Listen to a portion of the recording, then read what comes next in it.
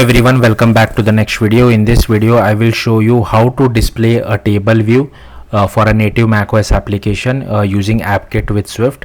Now I have already made a video on this, but in that particular video I was displaying table view as a list like we have in iOS, but here we will show it like a proper table view. So here you can see this is the final output. So I have different tables, and based on that I can display it.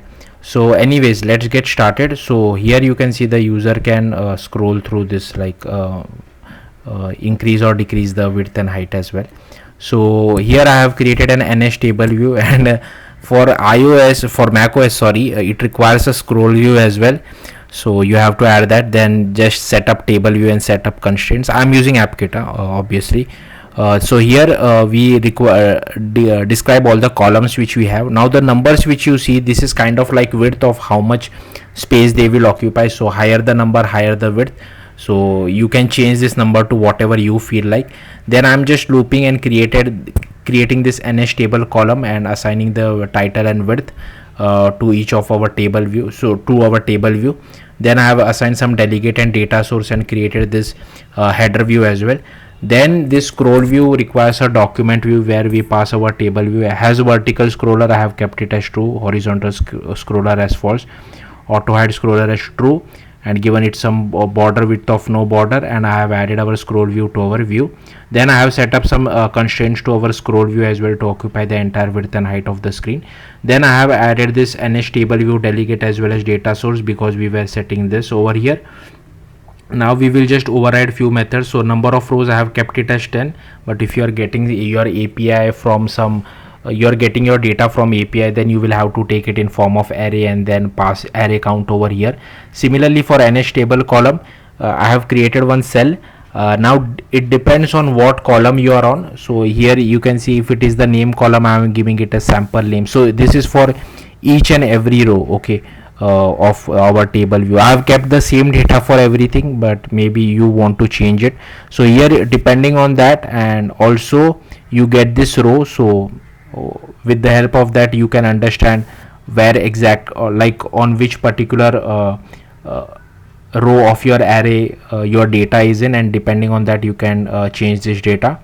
And here we just create our table view cell and return our table view cell.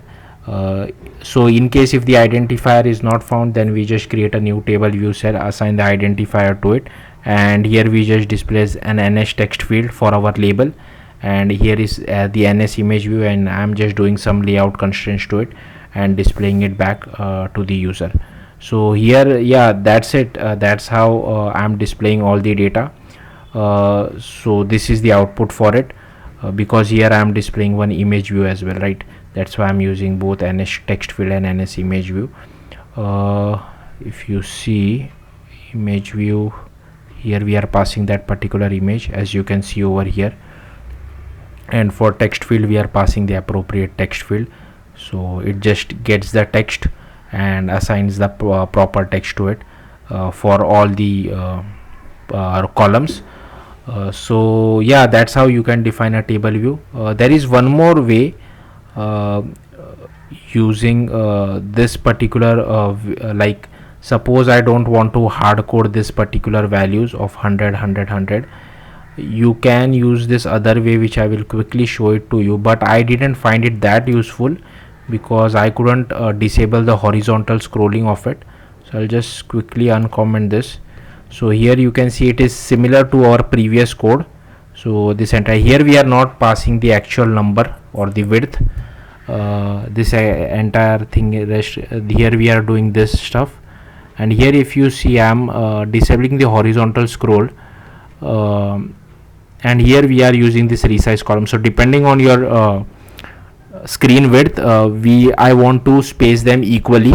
That's what I was doing over here. And here this is again the same thing of NS extension. And now if I run it, I don't know why it still horizontally scrolls. If you know, do let me know in the comments. So here you can see now they occupy equal width and height, but this is horizontally scrolling. I don't know why. So yeah, that's it. Thank you for watching. Bye.